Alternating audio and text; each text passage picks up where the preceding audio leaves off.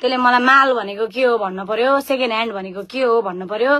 त्यो सबै कुराहरू त्यसले मलाई उत्तर दिनु पर्यो। तपाईहरु त्यसलाई चाहिँ थपक्क नै यहाँ मेन्सन गर्नु त। त्यसकोमा मलाई एडै भएन कि त्यो बोलेको छ क्या, त्यो टु मच भयो। अनि उसको चरित्र हत्या भयो अरे। त्यसको चाहिँ चरित्र कसरी हत्या हुन्छ? त्यसले त आफै लेखेको हो नि त्यहाँ। त्यसले लेखेको कुरा हाल्दिँदा चरित्र हत्या हुन्छ। त्यसको लेख्ने बेलामा चाहिँ त्यसको दिमाग कहाँ गएको थियो? त्यसलाई बोलाउनु त एकपल्ट मेरो लाइभमा एकचोटि कुरा गरौँ न त्योसँग, के भन्दो रहेछ। मलाई त्यसले सेकेन्ड ह्यान्ड माल भनेको के हो भन्ने कुराको एन्सर दिनु पर्यो। कति कुन चाहिँ राम्रो रहेछ पहिला त्यसको उत्तर दिनु पर्यो। अनि म अरू कुरा गर्छु नि त है।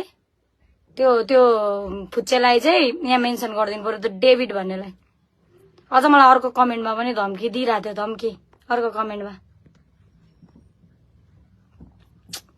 बिचरा। अनि यो कमेन्ट निकाल्ने चाहिँ नि यो अति बडा चार भएको कुराले निकालेको। यस्तो कुरालाई जति वास्ता गरेन त्यति ठुलो हुँदो रहेछ। अहिले कति कम भएको छ, अहिले आएकै छैन। अहिले खोजिरहेको छु मैले कसको कमेन्ट भाइरल गरौँ भनेर